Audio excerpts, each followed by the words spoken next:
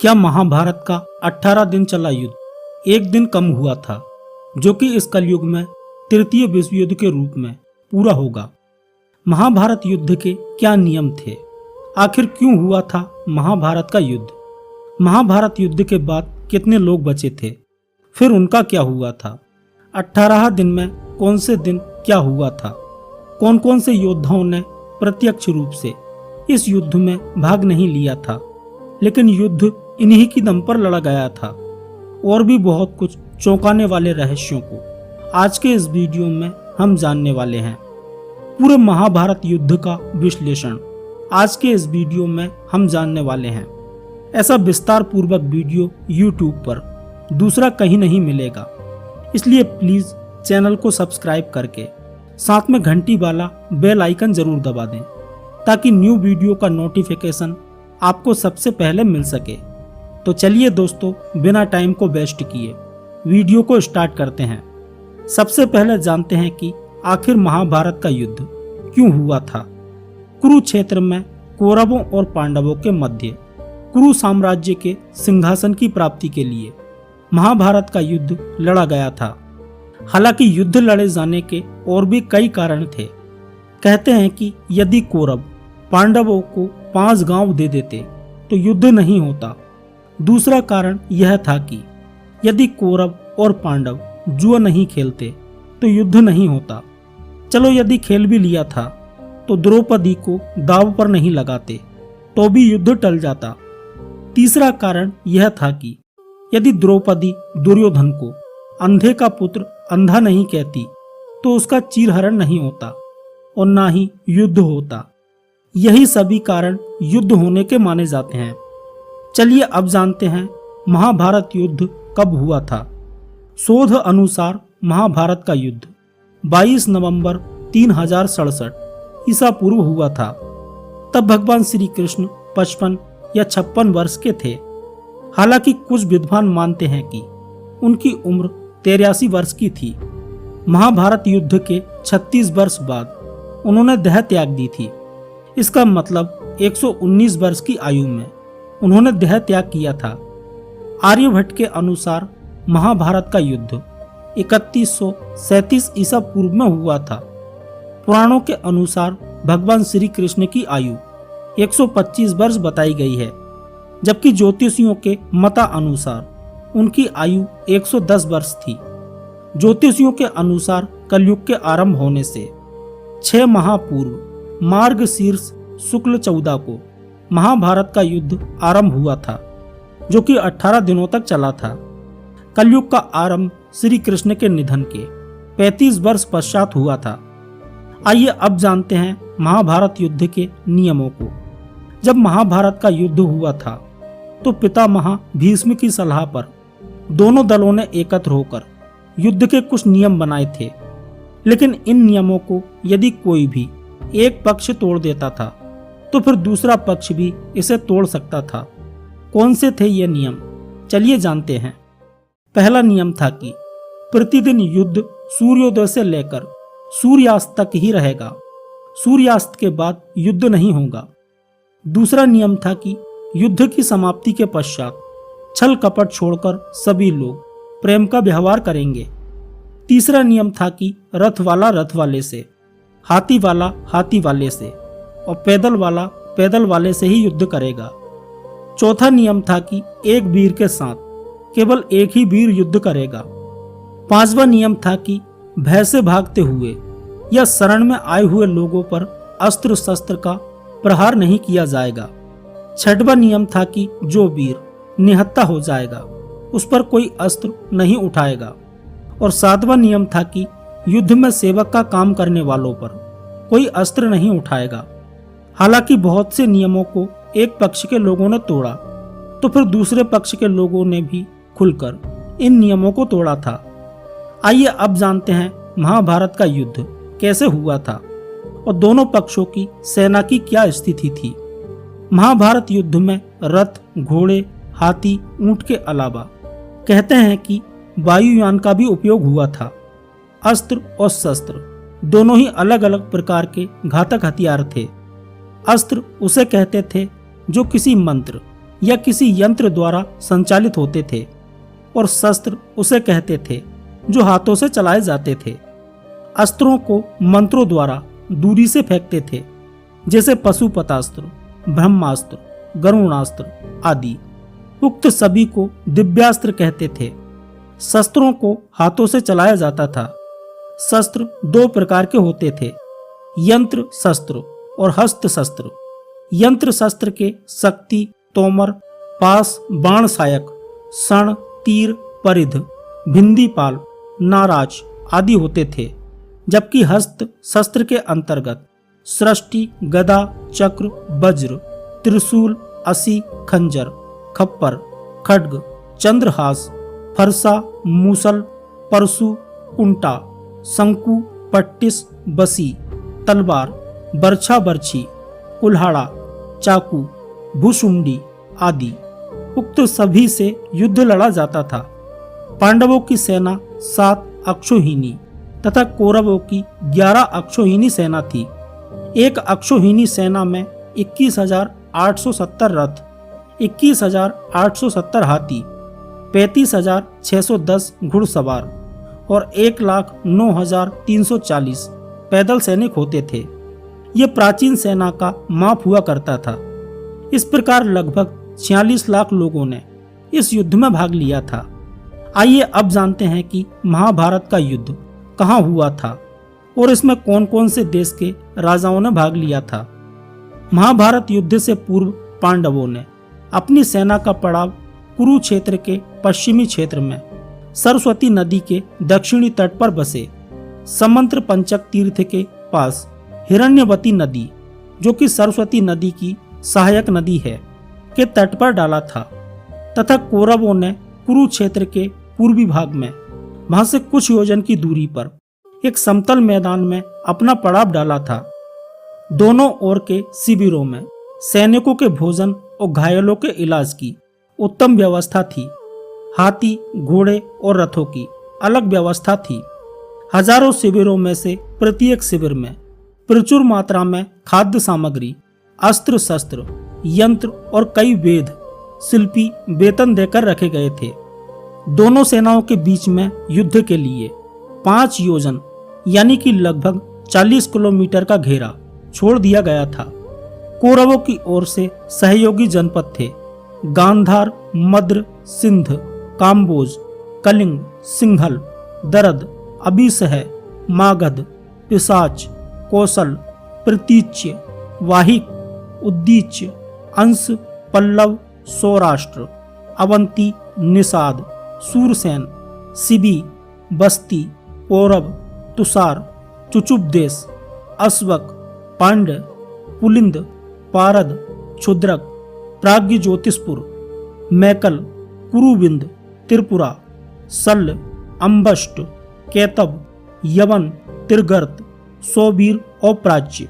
और कौरवों की ओर से लड़ने वाले प्रमुख योद्धा थे भीष्म, द्रोणाचार्य, कृपाचार्य, कर्ण, अश्वत्थामा, मद्र नरेश, शल्य, भूरिश्रवा, अलम्बुस, कृतवर्मा, कलिंगराज, श्रुतयुद्ध, शकुनी, भगदत्त, जयद्रथ, बिंद अनुबिंद, काम्बोजराज, सुदक्षिण, बृहदल, दुर्योधन व उसके 99 भाई सहित अन्य हजारों योद्धा।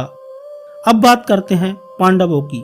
तो पांडवों की ओर से लड़ने वाले जनपद थे पांचाल, चेदी, काशी, करुष, मत्स्य, कैकय, सृंजय, दक्षाण, सोमक, कुंती, आनप्त, दासेरक, प्रभद्रक, अनुपक, किरात, पटच्चर, तित्तिर, चोल, पांड्य, अग्निवैश्य, हुंड, दानभारी, सवर, उद्भस, वत्स, पौंड्र, पिशाच, पुंड्र, कुंडीविस, मारुत, धैनुक, तगण, परतगण तथा पांडवों की ओर से लड़ने वाले प्रमुख योद्धा थे भीम, नकुल, सहदेव, अर्जुन, युधिष्ठिर, द्रौपदी के 5 पुत्र, सात्यकी, उत्तमौजा, विराट, द्रुपद, धृष्टद्युम्न, अभिमन्यु, पांड्यराज, घटोत्कच, शिखंडी, युयुत्सु, कुंती भोज, उत्तमौजा,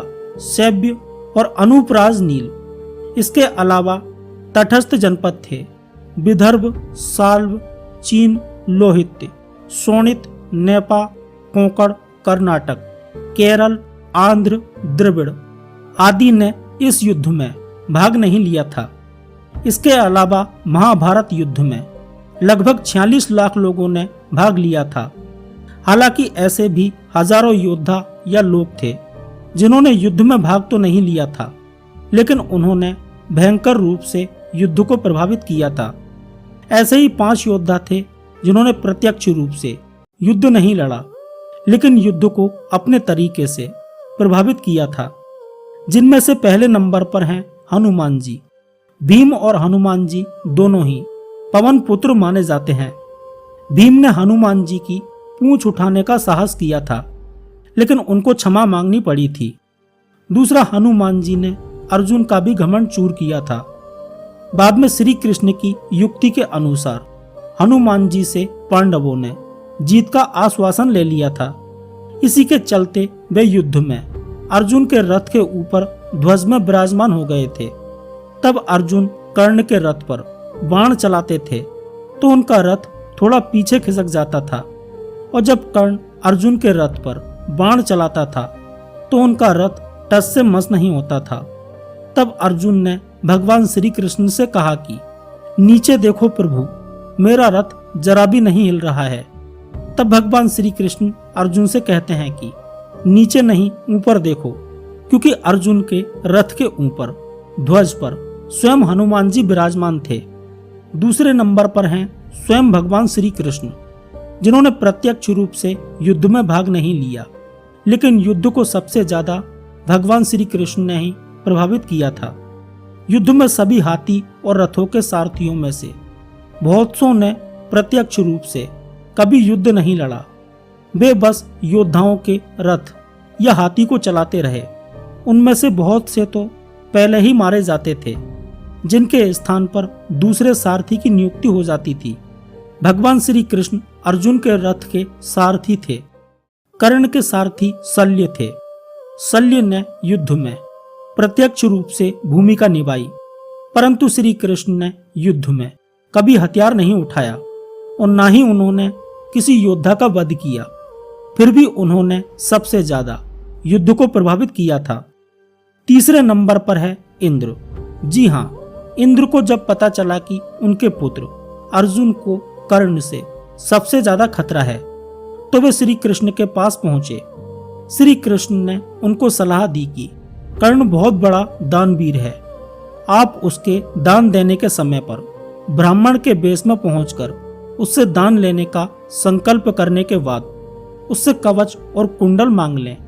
इंद्र ने ऐसा ही किया, लेकिन कवच कुंडल ले जाने के बाद आकाशवाणी हुई कि तुमने धोखे से कर्ण के कवच कुंडल लिए हैं, इसके बदले में तुम्हें भी कुछ देना होगा, अन्यथा तुम्हारा यह रथ भूमि में ऐसा ही धंसा रहेगा और तुम भी धंस जाओगे। तब इंद्र ने वापस लौटकर कर्ण को अपना अमोघ अस्त्र देकर कहा कि जिस किसी पर भी तुम इसे चलाओगे वह निश्चित ही मारा जाएगा। यह अचूक है, लेकिन इसका उपयोग एक बार ही कर सकते हो। कर्ण उस अस्त्र से अर्जुन को मारना चाहता था, लेकिन दुर्योधन और कृष्ण के कहने पर उसे मजबूरन यह अस्त्र घटोत्कच पर चलाना पड़ा। चौथे नंबर पर है युयुत्सु, कौरवों का सौतेला भाई, जिसने युधिष्ठिर के समझाने पर युद्ध के ऐन वक्त पर कौरवों को छोड़कर पांडवों का साथ देने का निश्चय किया।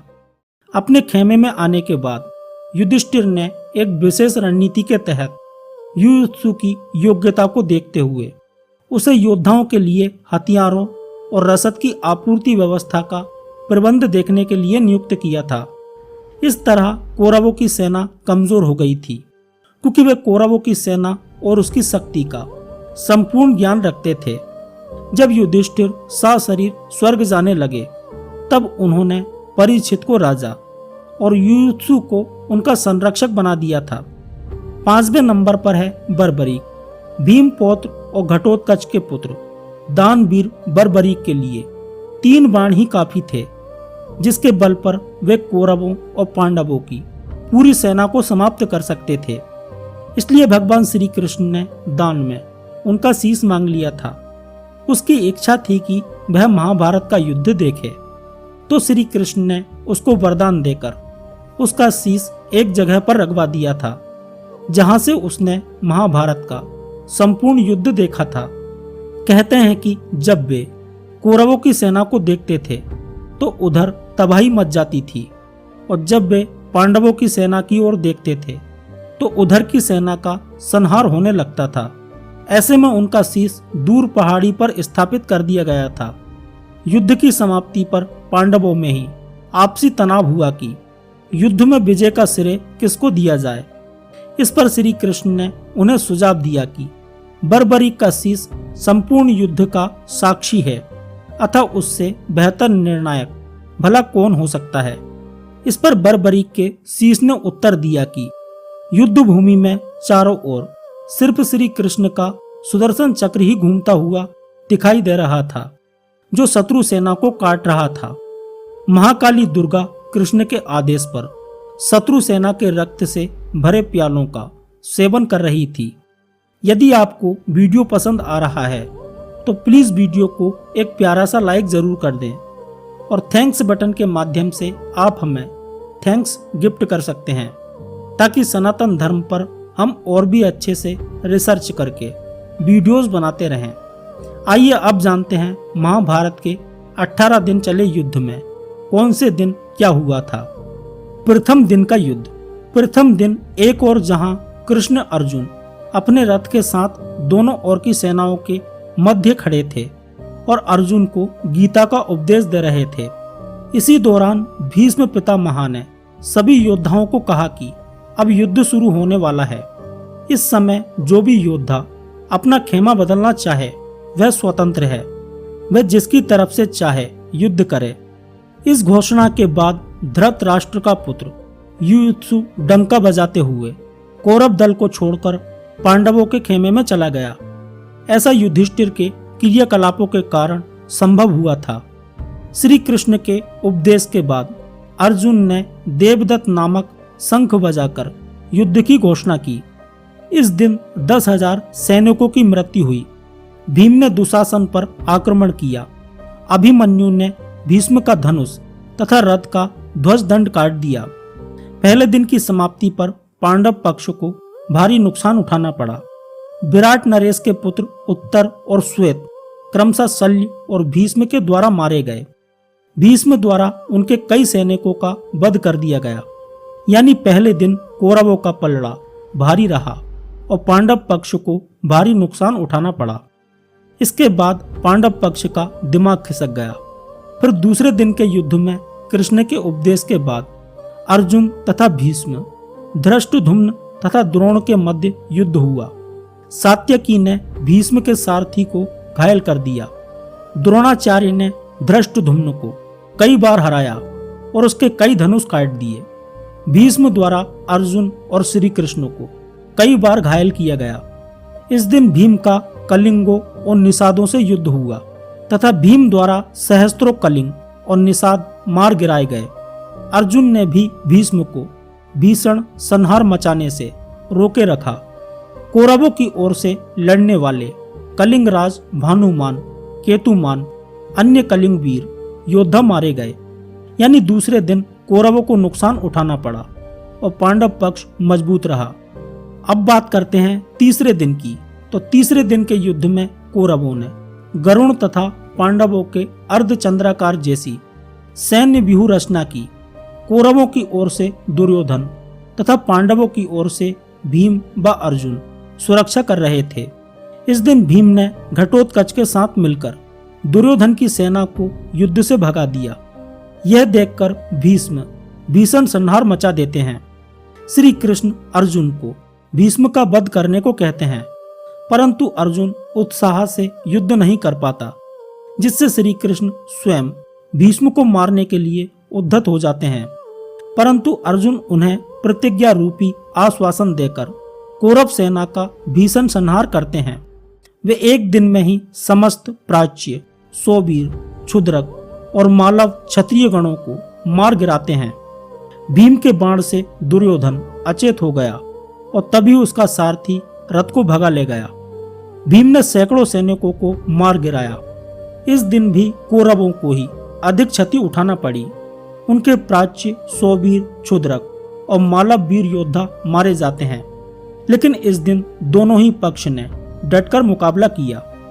चौथे दिन के युद्ध में कौरव पक्ष को भारी नुकसान हुआ। इस दिन कौरवों ने अर्जुन को अपने बाणों से ढक दिया, परंतु अर्जुन ने सभी को मार भगाया। भीम ने तो इस दिन कौरव सेना में हाहाकार मचा दी थी। दुर्योधन ने अपनी गज सेना भीम को मारने के लिए भेजी, परंतु घटोत्कच की सहायता से भीम ने उन सबका नाश कर दिया और 14 कौरवों को भी मार गिराया। परंतु राजा भगदत्त द्वारा जल्द ही भीम पर नियंत्रण पा लिया गया। बाद में भीष्म को भी अर्जुन और भीम ने भयंकर युद्ध करके कड़ी चुनौती दी। इस दिन भी पांडव पक्ष ही ज्यादा मजबूत रहा। 5वें दिन के युद्ध में श्री कृष्ण के उपदेश के बाद युद्ध की शुरुआत हुई। फिर भयंकर मारकाट मची। दोनों ही पक्षों के सैनिकों का भारी संख्या में वध हुआ। इस दिन भीष्म ने पांडव सेना को अपने बाणों से ढक दिया था। उन पर रोक लगाने के लिए क्रमशः अर्जुन और भीम ने उनसे भयंकर युद्ध किया। सात्यकी ने द्रोणाचार्य को भीषण संहार करने से रोके रखा। भीष्म द्वारा सात्यकी को युद्ध क्षेत्र से भगा दिया गया। सात्यकी के 10 पुत्र मारे गए। इस दिन दोनों पक्षों ने ही डटकर मुकाबला किया। 6वें दिन के युद्ध में कौरवों ने क्रौंच व्यूह तथा पांडवों ने मकर व्यूह के आकार की सेना कुरुक्षेत्र में उतारी। भयंकर युद्ध के बाद द्रोण का सारथी मारा गया। युद्ध में बार बार अपनी हार से दुर्योधन क्रोधित होता रहा, परंतु भीष्म उसे ढांढस बांधते रहे। अंत में भीष्म द्वारा पांचाल सेना का भयंकर संहार किया गया। इस दिन भी दोनों पक्षों ने ही डटकर मुकाबला किया। 7वें दिन के युद्ध में कौरवों द्वारा मंडलाकार व्यूह की रचना की गई और पांडवों ने वज्र व्यूह की आकृति में सेना लगाई। मंडलाकार में एक हाथी के पास 7 रथ, एक रथ की रक्षार्थ 7 अश्वारोही, एक अश्वारोही की रक्षार्थ 7 धनुधर तथा एक धनुधर की रक्षार्थ 10 सैनिक लगाए गए थे। सेना के मध्य दुर्योधन था। वज्राकार में 10 मोर्चों पर घमासान युद्ध हुआ। इस दिन अर्जुन अपनी युक्ति से कौरव सेना में भगदड़ मचा देता है। धृष्टद्युम्न दुर्योधन को युद्ध में हरा देता है। अर्जुन पुत्र इरावन द्वारा बिंद और अनुबिंद को हरा दिया जाता है। भगदत्त घटोत्कच को और नकुल सहदेव मिलकर शल्य को युद्ध क्षेत्र से भगा देते हैं। यह देखकर एक बार भीष्म फिर से पांडव सेना का भयंकर संहार करते हैं। विराट पुत्र शंख के मारे जाने से इस दिन कौरव पक्ष की क्षति होती है। इस दिन भी दोनों पक्षों ने ही डटकर मुकाबला किया। 8वें दिन के युद्ध में कौरवों ने कछुआ व्यूह तो पांडवों ने 3 शिखरों वाला व्यूह रचा। पांडव पुत्र भीम धृतराष्ट्र के 8 पुत्रों का वध कर देते हैं। अर्जुन की दूसरी पत्नी उलूपी के पुत्र इरावन का बकासुर के पुत्र अम्बुलुस के द्वारा वध कर दिया जाता है। घटोत्कच द्वारा दुर्योधन पर शक्ति का प्रयोग, परंतु बंग नरेश ने दुर्योधन को हटाकर शक्ति का प्रहार स्वयं के ऊपर ले लिया था तथा बंग नरेश की मृत्यु हो जाती है। इस घटना से दुर्योधन के मन में मायावी घटोत्कच के प्रति भय व्याप्त हो जाता है। तब भीष्म की आज्ञा से भगदत्त घटोत्कच को हराकर भीम, युधिष्ठिर व अन्य पांडव सैनिकों को पीछे ढकेल देता है। दिन के अंत तक भीमसेन धृतराष्ट्र के 9 और पुत्रों का वध कर देता है। दोनों पक्षों को नुकसान उठाना पड़ा, लेकिन दोनों पक्षों ने डटकर मुकाबला किया। 9वें दिन के युद्ध में कृष्ण के उपदेश के बाद भयंकर युद्ध हुआ, जिसके चलते भीष्म ने बहादुरी दिखाते हुए अर्जुन को घायल कर उनके रथ को जर्जर कर दिया। युद्ध में आखिरकार भीष्म के भीषण संहार को रोकने के लिए कृष्ण को अपनी प्रतिज्ञा तोड़नी पड़ती है। उनके जर्जर रथ को देखकर श्री कृष्ण रथ का पहिया लेकर भीष्म पर झपटते हैं, लेकिन वे शांत हो जाते हैं। परंतु इस दिन भीष्म पांडवों की सेना का अधिकांश भाग समाप्त कर देते हैं। इस दिन कौरवों का पक्ष ज्यादा मजबूत रहा। 10वें दिन के युद्ध में भीष्म द्वारा बड़े पैमाने पर पांडवों की सेना को मार देने से घबराए पांडव पक्ष में भय फैल जाता है। तब श्री कृष्ण के कहने पर पांडव भीष्म के सामने हाथ जोड़कर उनसे उनकी मृत्यु का उपाय पूछते हैं। भीष्म कुछ देर सोचने पर उपाय बता देते हैं। इसके बाद भीष्म पांचाल तथा मत्स्य सेना का भयंकर संहार कर देते हैं। फिर पांडव पक्ष युद्ध में भीष्म के सामने शिखंडी को युद्ध करने के लिए लगा देते हैं। युद्ध क्षेत्र में शिखंडी को सामने डटा देखकर भीष्म ने अपने अस्त्र त्याग दिए। इस दौरान बड़े ही बेमन से अर्जुन ने अपने बाणों से भीष्म को छेद दिया। भीष्म बाणों की सरसैया पर लेट गए। भीष्म ने बताया कि वे सूर्य के उत्तरायण होने पर ही शरीर छोड़ेंगे, क्योंकि उन्हें अपने पिता शांतनु से इच्छा मृत्यु का वरदान प्राप्त था। इस दिन पांडवों का पक्ष ज्यादा मजबूत रहा। 11वें दिन के युद्ध में भीष्म के सरसैया पर लेटने के बाद 11वें दिन के युद्ध में कर्ण के कहने पर द्रोण सेनापति बनाए जाते हैं। 11वें दिन सुशर्मा तथा अर्जुन, शल्य तथा भीम, सात्यकी तथा कर्ण और सहदेव तथा शकुनी के मध्य युद्ध हुआ। कर्ण भी इस दिन पांडव सेना का भयंकर संहार करता है। दुर्योधन और शकुनी द्रोण से कहते हैं कि वे युधिष्ठिर को बंदी बना लें तो युद्ध अपने आप ही खत्म हो जाएगा। तो जब दिन के अंत में द्रोण युधिष्ठिर को युद्ध में हराकर उसे बंदी बनाने के लिए आगे बढ़ते ही हैं कि अर्जुन आकर अपने बाणों की वर्षा से उन्हें रोक देता है। नकुल युधिष्ठिर के साथ थे, वह अर्जुन भी वापस युधिष्ठिर के पास आ गए। इस प्रकार कौरव युधिष्ठिर को नहीं पकड़ सके। पांडव पक्ष की तरफ से विराट का वध इसी दिन हुआ था। इस दिन कौरव पांडवों पर भारी पड़े। अभी तक युद्ध बिल्कुल टक्कर में चल रहा था, क्योंकि किसी दिन पांडव तो किसी दिन कौरव भारी पड़ते हैं। 12वें दिन के युद्ध में कल के युद्ध में अर्जुन के कारण युधिष्ठिर को बंदी न बना पाने के कारण शकुनी व दुर्योधन अर्जुन को युधिष्ठिर से काफी दूर भेजने के लिए त्रिगर्त देश के राजा को उससे युद्ध कर उसे वहीं युद्ध में व्यस्त बनाए रखने को कहते हैं। वे ऐसा करते भी हैं, परंतु एक बार फिर अर्जुन समय पर पहुंच जाता है और द्रोण असफल हो जाते हैं। होता यह है कि जब त्रिगर्त अर्जुन को दूर ले जाते हैं, तब सात्यकी युधिष्ठिर के रक्षक थे।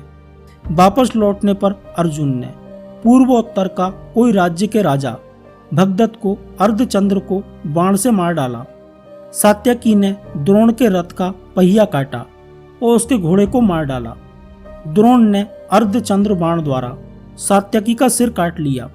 सात्यकी ने कौरवों के अनेक उच्च कोटि के योद्धाओं को मार डाला था, जिनमें से प्रमुख जलसंधि, त्रिगर्तों की गज सेना, सुदर्शन, मिलेच्छों की सेना, भूरी सिरवा, कर्णपुत्र प्रसन्न थे।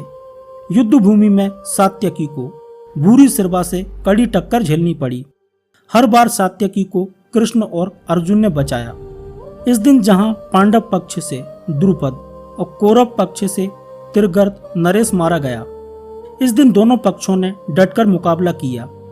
13वें दिन के युद्ध में कौरवों ने चक्रव्यूह की रचना की। इस दिन दुर्योधन राजा भगदत्त को अर्जुन को व्यस्त बनाए रखने को कहते हैं।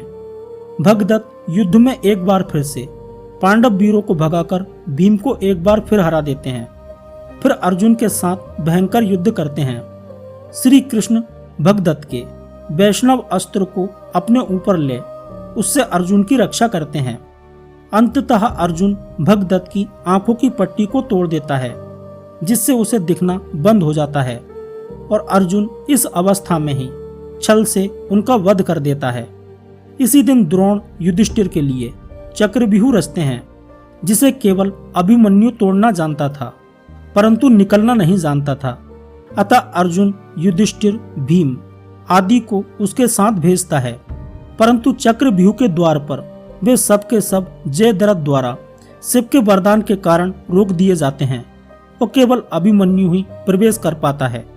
कर्ण के कहने पर सातों महारथियों कर्ण, जयद्रथ, द्रोण, अश्वत्थामा, दुर्योधन, लक्ष्मण तथा शकुनी ने एक साथ अभिमन्यु पर आक्रमण किया। लक्ष्मण ने जो गदा अभिमन्यु के सिर पर मारी, वही गदा अभिमन्यु ने लक्ष्मण को फेंककर मारी। इससे दोनों की उसी समय मृत्यु हो गई। अभिमन्यु के मारे जाने का समाचार सुनकर जयद्रथ को कल सूर्यास्त्र के पूर्व मारने की अर्जुन ने प्रतिज्ञा की, अन्यथा अग्नि समाधि ले लेने का वचन दिया। इस दिन कौरव पक्ष ज्यादा मजबूत रहा।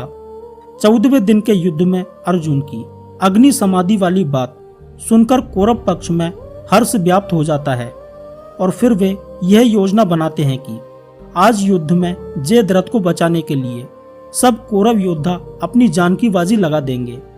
द्रोण जयद्रथ को बचाने का पूर्ण आश्वासन देते हैं और उसे सेना के पिछले भाग में छिपा देते हैं। युद्ध शुरू होता है। भूरिश्रवा सात्यकी को मारना चाहता था, तभी अर्जुन ने भूरिश्रवा के हाथ काट दिए। वह धरती पर गिर पड़ा। तभी सात्यकी ने उसका सिर काट दिया। द्रोण, द्रुपद और विराट को मार देते हैं। तब श्री कृष्ण अपनी माया से सूर्यास्त कर देते हैं। सूर्यास्त होते देख अर्जुन अग्नि समाधि की तैयारी करने लग जाते हैं। छिपा हुआ जयद्रथ जिज्ञासावश अर्जुन को अग्नि समाधि लेते देखने के लिए बाहर आकर हंसने लगता है। उसी समय श्री कृष्ण की कृपा से सूर्य पुनः निकल आता है और तुरंत ही अर्जुन सबको रोनते हुए कृष्ण द्वारा किए गए छद्म सूर्यास्त्र के कारण बाहर आए जयद्रथ को मारकर उसका मस्तक उसके पिता के गोद में गिरा देते हैं।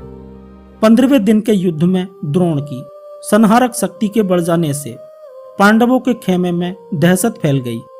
पिता पुत्र ने मिलकर महाभारत युद्ध में पांडवों की हार सुनिश्चित कर दी थी।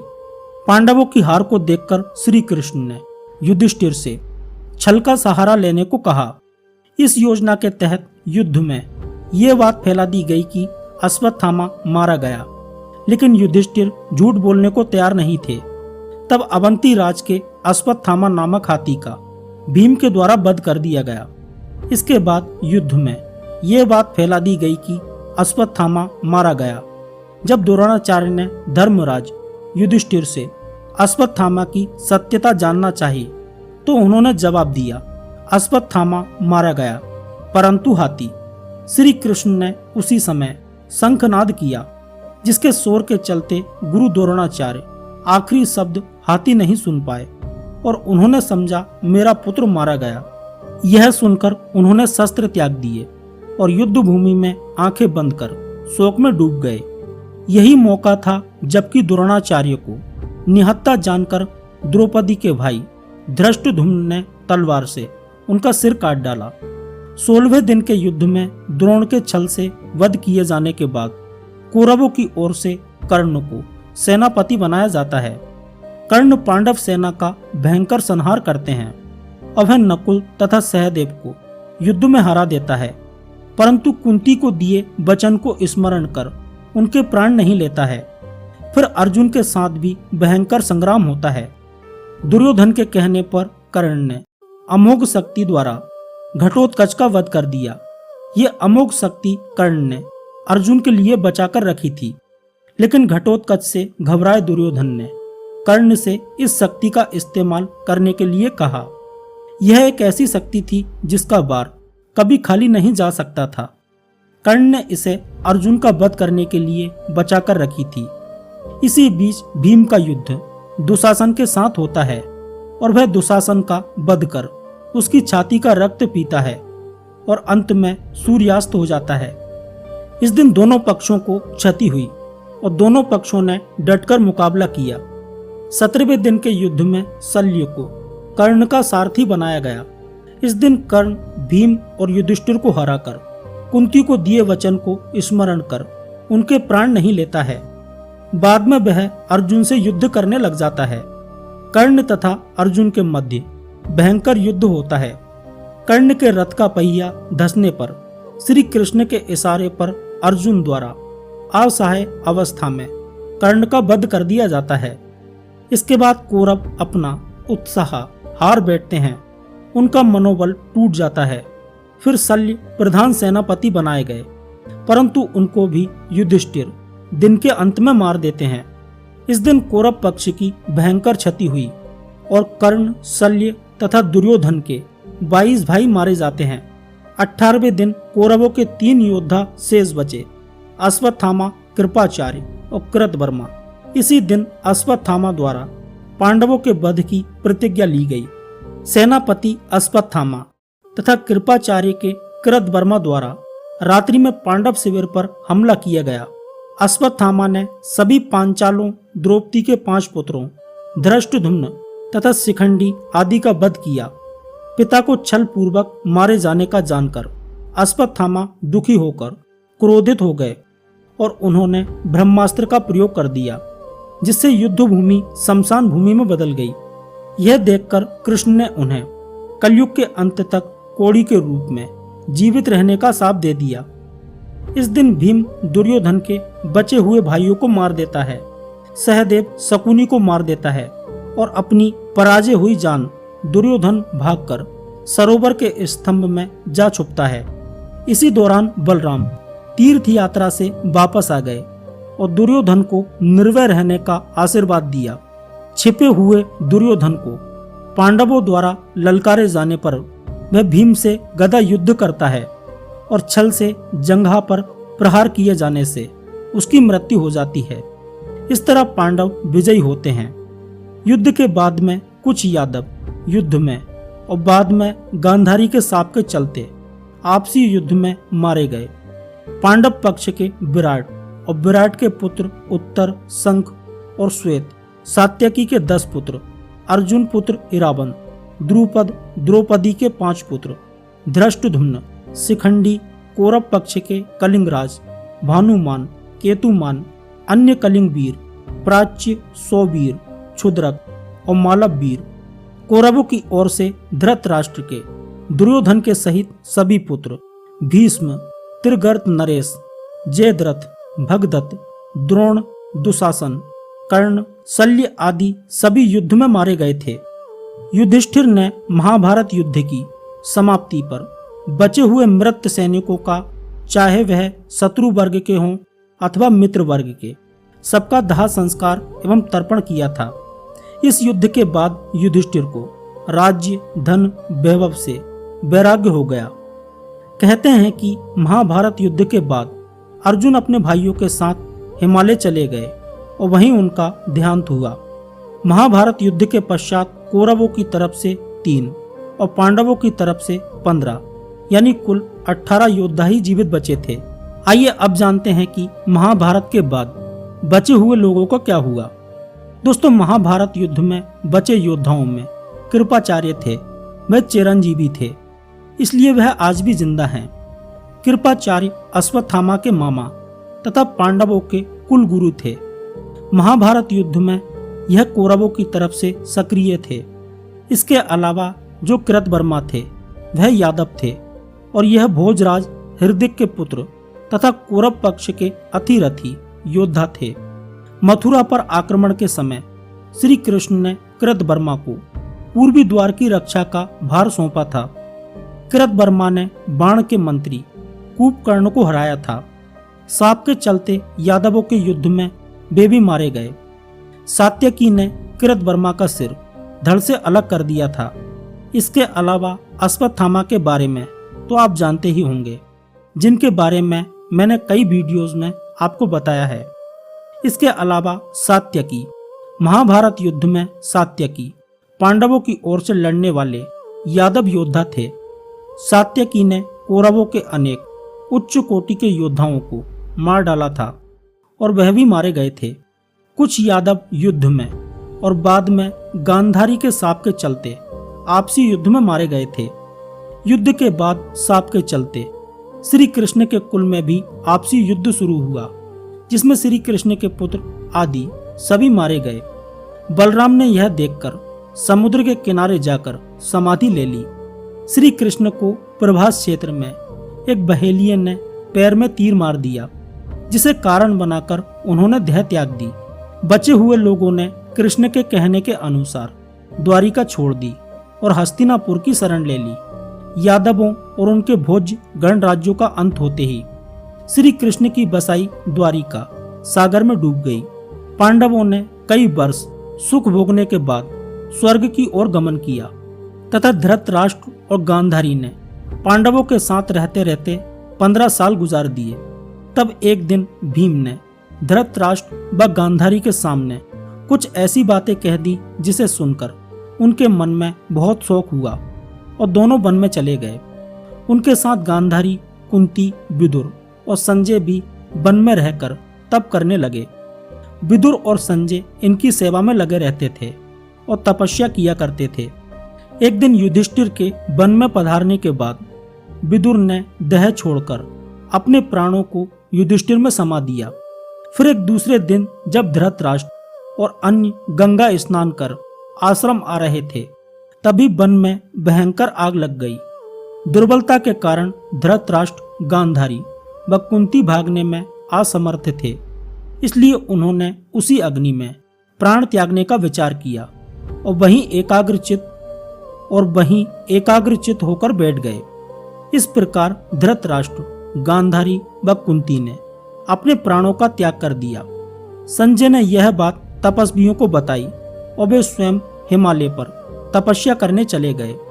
धृतराष्ट्र, गांधारी व कुंती की मृत्यु का समाचार जब महल में फैला तो हाहाकार मच गया।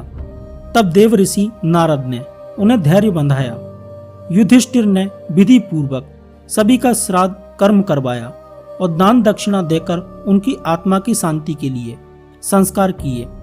इस तरह एक एक करके सभी लोग इस पृथ्वी को छोड़कर चले गए और सारा राजपाट परीक्षित को सौंप गए। आइए अब जानते हैं कि महाभारत के युद्ध के बाद क्या स्थिति उत्पन्न हुई होगी। लाखों महिलाएं भरी जवानी में विधवा हो गई थी। लाखों महिलाओं के समक्ष पुरुषों का संकट खड़ा हो गया था, अर्थात उनके विवाह के लिए पुरुषों का होना भी बहुत जरूरी था। यह सिर्फ अनुमान ही लगाया जा सकता है। अनुमान ज्ञान नहीं होता, लेकिन यह तय है कि इससे समाज में एक धर्म संकट की स्थिति खड़ी हो गई थी। समाज का नेतृत्व करने वाला कोई नहीं था। राज्यों में बिखराव हो गया था।